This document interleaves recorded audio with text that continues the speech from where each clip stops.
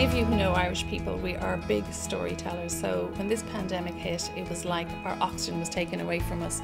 So we had to connect with our clients.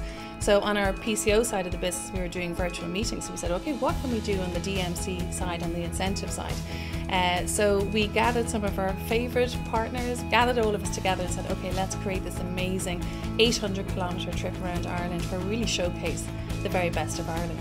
I think we're all questioning ourselves, do we need to travel so much? Can we reduce our carbon footprint? Can we spend more time at home with our families? How do we become more efficient with our time? So that's the big question. You know, we've all learned how to connect virtually and online, so let's keep doing it. You cannot take away from face-to-face or human interaction, we all know that, but we can combine and use technology as an enabler.